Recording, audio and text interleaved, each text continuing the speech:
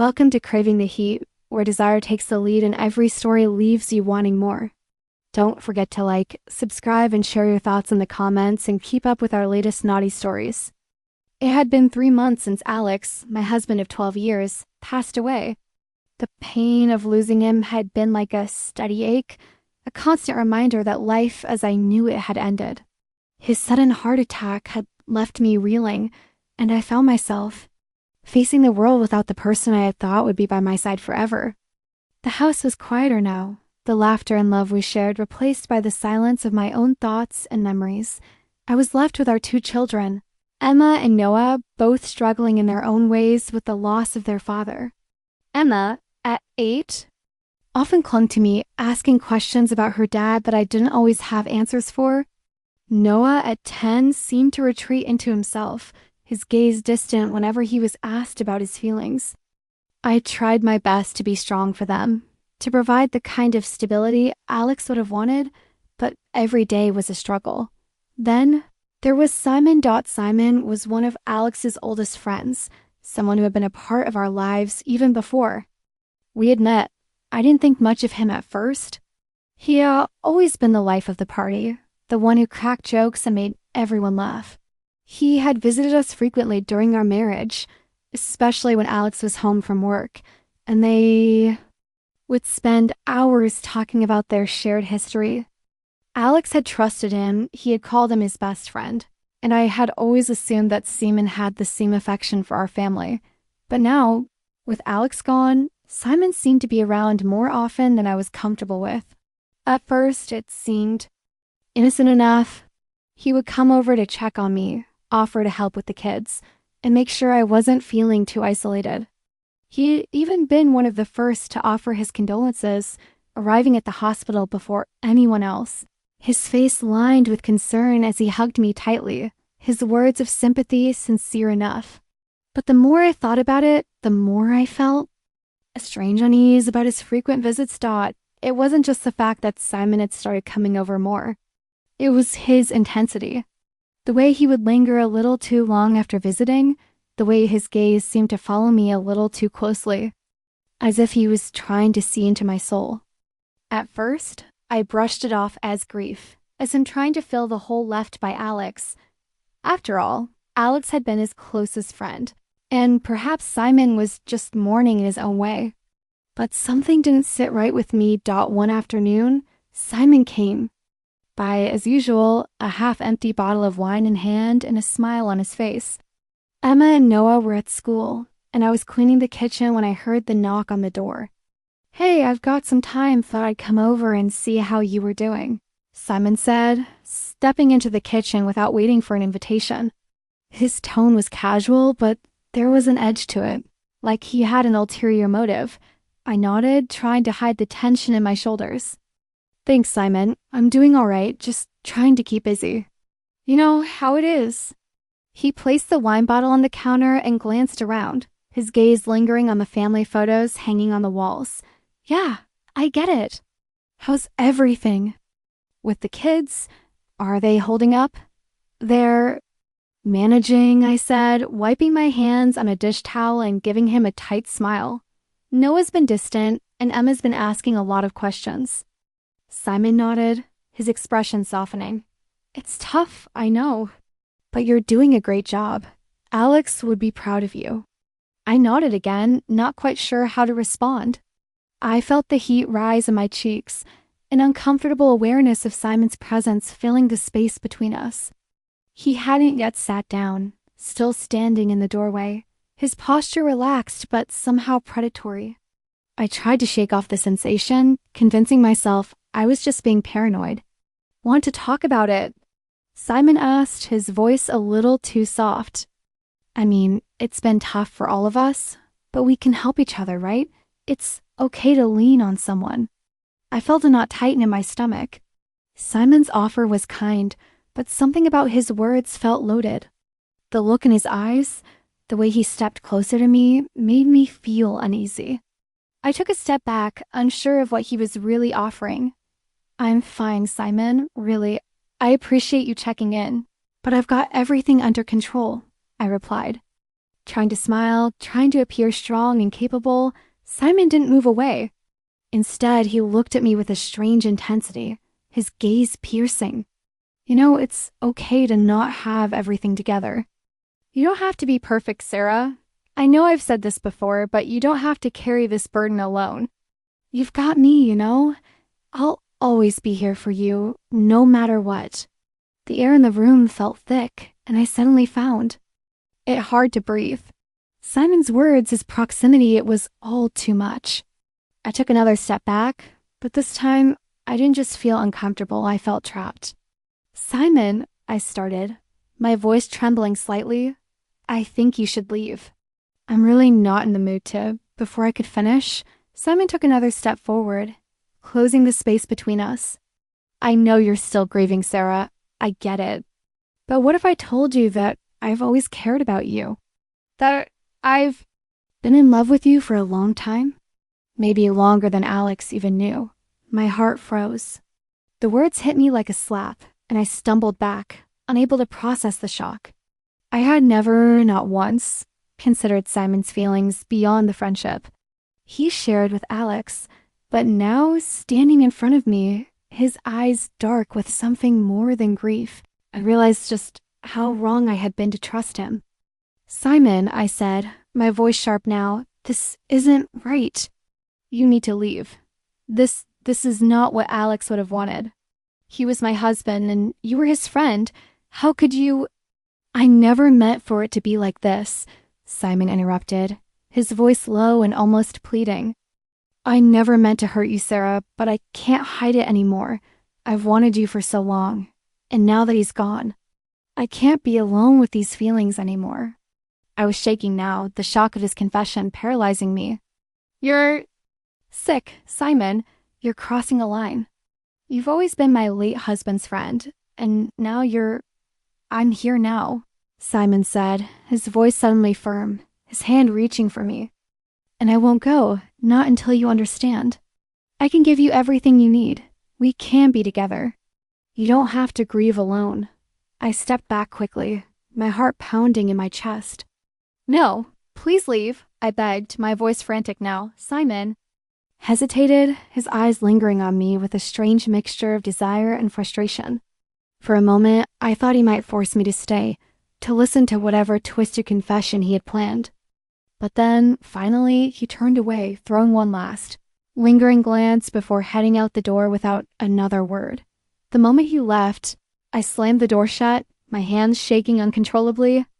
I stood there for a long time, my mind spinning, with disbelief. How had I missed this? How had I never seen Simon's true intentions? The rest of the day passed in a haze. I couldn't stop thinking about Simon's words, the way his touch had felt too intimate, too possessive. It wasn't just about him being Alex's friend. It was about the way he had crossed boundaries, the way he had manipulated my grief. And my vulnerability, and worse, I realized he had been doing it for months, long before Alex's death. When the kids came home later that afternoon, I tried to put on a brave face for them, but I knew something had shifted. The comfort of routine that had once defined my life was gone, replaced by a new, unfamiliar fear. I couldn't trust Simon anymore. He had shown me a side of himself I could never unsee. That night, I locked all the doors, drew the curtains tight, and tried to push everything out of my mind. I knew I had to protect my children, to shield them from Simon's ulterior motives. But the fear lingered, gnawing at me in the darkness. Simon had crossed a line, and I wasn't sure I could ever go back to the life I had known. I had to make a choice, one that would change everything. But no matter what I decided, one thing was certain. I couldn't let Simon's twisted affection destroy the life Alex and I had built. And so began the long road ahead, one filled with difficult decisions, trust broken in ways I had never imagined, and the painful process of learning to protect myself and my children from the hidden agendas of those who had once seemed so safe. Simon's true colors had been exposed, and now I had to find a way to reclaim my life, with or without the people I had once trusted. The next few days were a blur of conflicting emotions. I couldn't shake the image of Simon's face, his eyes filled with a mixture of desire and regret. The words he had whispered in my ear reverberating in my mind, drowning out everything else. How could I have been so blind? How had I allowed someone who had been so close to Alex to cross the line so casually? I had always thought of Simon as a friend, someone I could trust, someone who had been there for us during our best moments. Now, I realized I hadn't known him at all. I didn't tell anyone about the encounter, not right away. How could I? It felt impossible to explain, even to my closest friends. The truth seemed so outlandish. Simon, Alex's best friend, had been harboring feelings for me all along. Feelings that only emerged after Alex's death.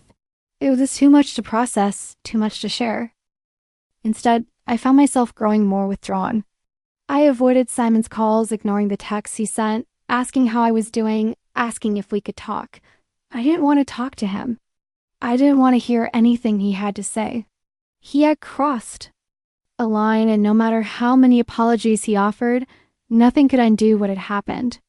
I needed to protect myself and my children from whatever twisted version of friendship Simon was offering, but he didn't give up. Each day, he found new ways to insert himself back into my life. He would show up at my door with groceries, claiming that he was just checking in to see if I needed anything. Sometimes he'd even leave gifts on the porch, things Alex would have bought for me. My favorite flowers, a bottle of wine, a new book by my favorite author. At first, I tried to ignore it, but each gift felt like a reminder of the betrayal. Every gesture Simon made only pushed me further away, and yet I still couldn't escape him. The tipping point came when Simon showed up at the house unannounced one evening. It was a Wednesday, and I had just gotten the kids settled in for bed. I was cleaning up the kitchen when I heard the doorbell ring. I wasn't expecting anyone, and the last thing I wanted to do was face Simon. But there he was, standing on my doorstep, a bottle of red wine in hand and a sheepish smile on his face. "I know I've been a little persistent," Simon said, his voice low and sincere, "but I just wanted to check in. You've been avoiding me," and he hesitated, his eyes searching mine. "I just want to make sure you're okay. We've been through a lot together, and I'm still here. For you, Sarah, I'll always be here." I stood in the doorway, my heart pounding in my chest. His words, the way he said them, made it clear that he was no longer talking about friendship. He was pushing again, trying to find his way back into my life, into my heart. And I couldn't. "Let him in.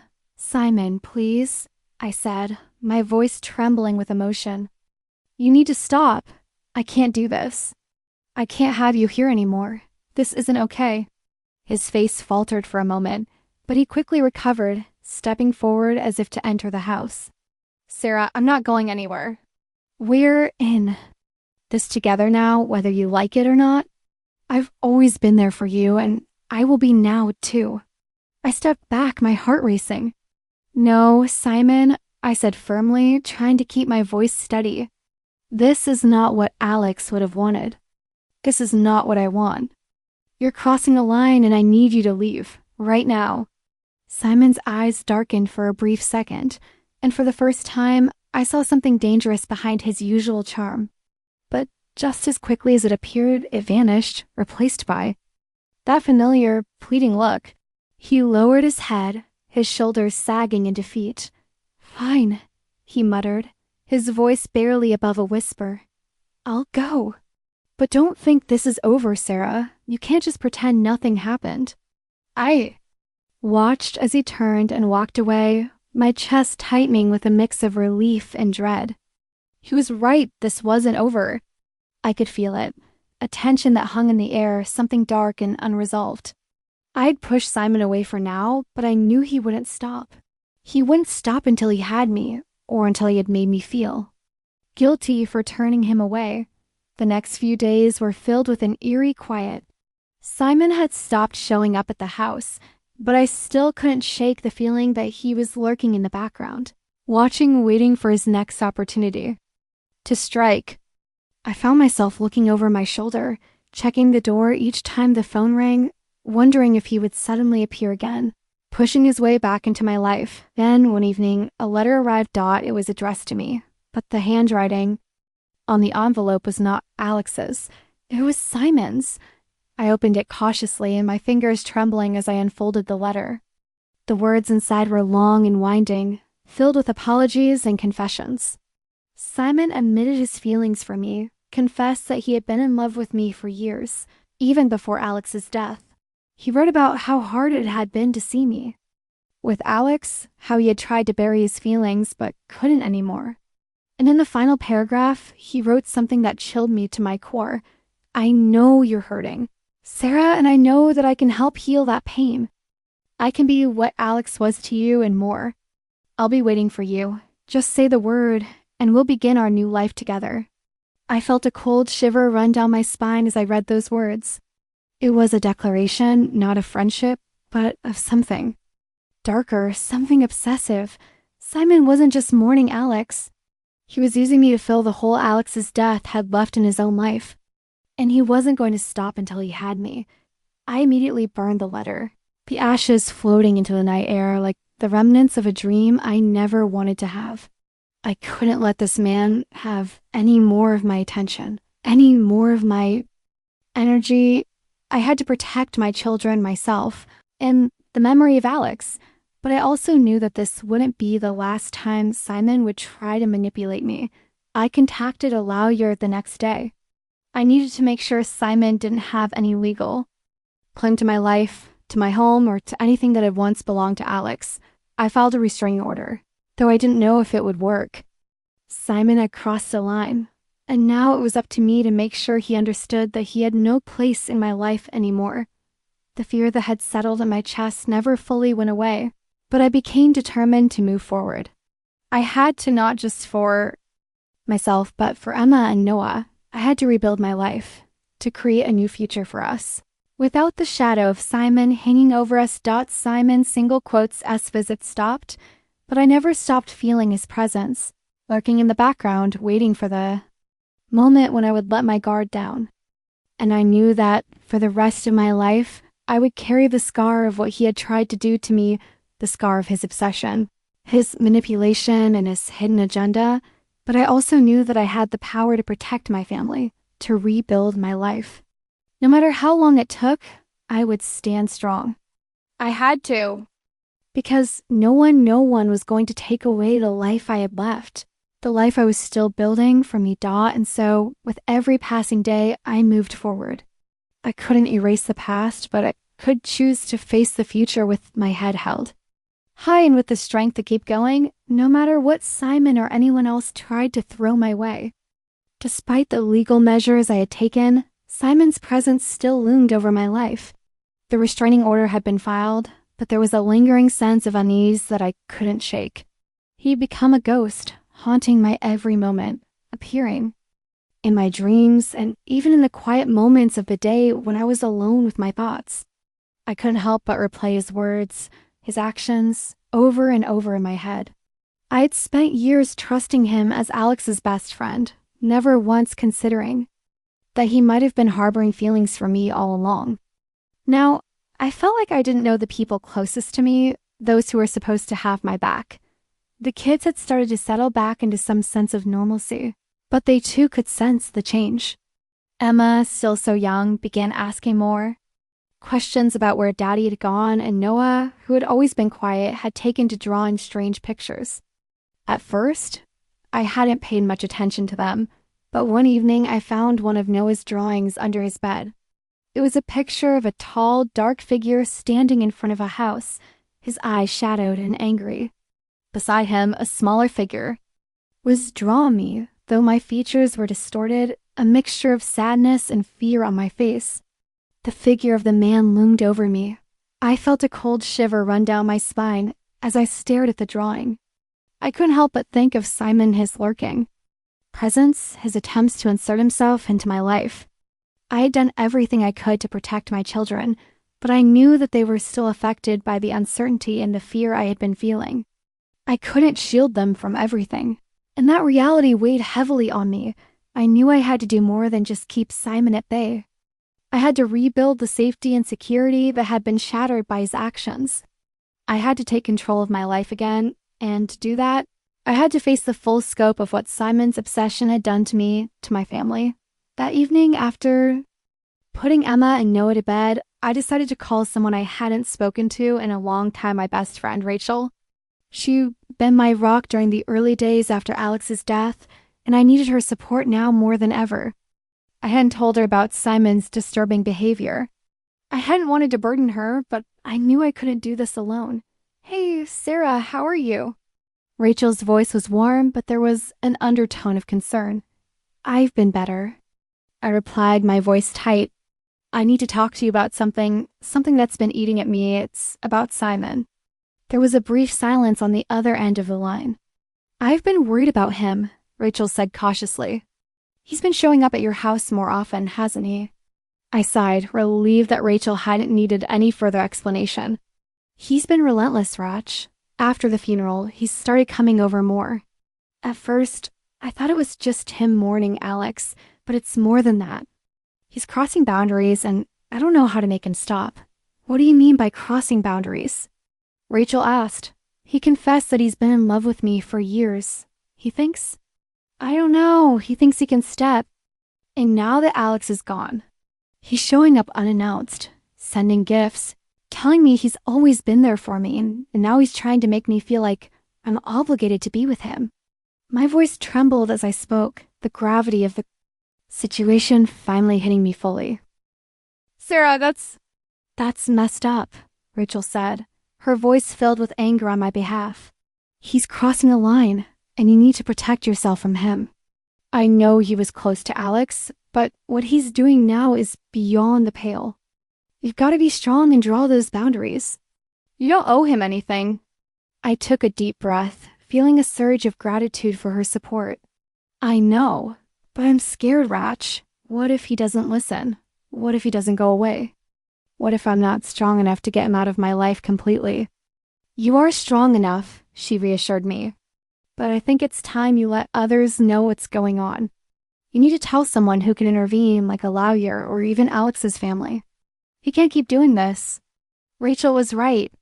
I had been keeping Simon's behavior to myself, thinking that I could handle it on my own, but it was becoming too much. I needed to take stronger action, and I needed people around me who could help me navigate this. The next morning, I made a call to a lawyer and arranged an emergency meeting. I explained the situation as best I could, and the lawyer immediately suggested that we take further legal action against Simon if he violated the restraining order again. We could pursue charges for harassment. It felt good to take control, to have a plan. But just as I started to feel a little more secure, something happened that made my heart skip a beat. I had just returned from the lawyer's office, feeling the weight of the steps I had taken toward reclaiming my life when I pulled into the driveway and saw Simon standing near the front door. His back was to me, and I couldn't tell if he had been waiting for me or if he had just shown up by chance.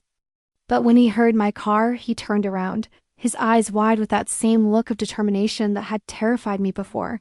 I stepped out of the car, my hand gripping the door for support. "Simon," I said, my voice tight, "what are you doing here? I told you to stay away." He smiled, a slow, knowing smile that made my skin crawl. "Sarah, I just want to talk. I'm here for you. I know you're hurting and I can help. We can help each other. Don't push me away again. I'm the only one who truly understands what you're going through." "You're wrong, Simon," I replied, my voice firm, despite the shaking in my hands. "You've crossed the line and I don't want anything to do with you. I've had enough. I don't care about your feelings. I care about my family, and I'm not going to let you hurt them. You need to leave, now." Simon's expression darkened, and for a moment, I thought he might lash out. But instead, he took a step back, his eyes narrowing. "You'll regret this, Sarah. You'll see. I'll always be here, watching. And I will have you, one way or another." I stood my ground, my heart racing, as he turned and walked away without another word. I didn't follow him. I didn't even watch him go. I rushed inside, locking the door behind me, feeling the walls close in. That night, I didn't sleep. I couldn't. I kept seeing Simon's face, hearing his words echoing in my mind. I knew now that this wasn't going to end easily. Simon wasn't just grieving the loss of his best friend. He was grieving the loss of his chance to take something from me that I hadn't even known he wanted. The next day, I called the police and asked them to do a welfare check on Simon. I told them about the threats he'd made and the harassment I had been enduring. They agreed to look into it, but the idea of Simon still being out there, still watching, was a constant weight on my chest. I knew that I couldn't let fear control my life any longer. I had to protect my children, protect myself, and protect the memory of Alex. I couldn't let Simon turn me into a prisoner of his obsession. As the days passed, Simon continued to send messages, to appear uninvited at the house, to leave gifts and letters, but each time I grew stronger. I had drawn the line, and I would stand firm. The process of reclaiming my life wouldn't be easy, but it was one I was determined to finish. I had lost Alex, but I wasn't about to lose myself to Simon's manipulation. The healing process would take time, but I knew one thing for sure.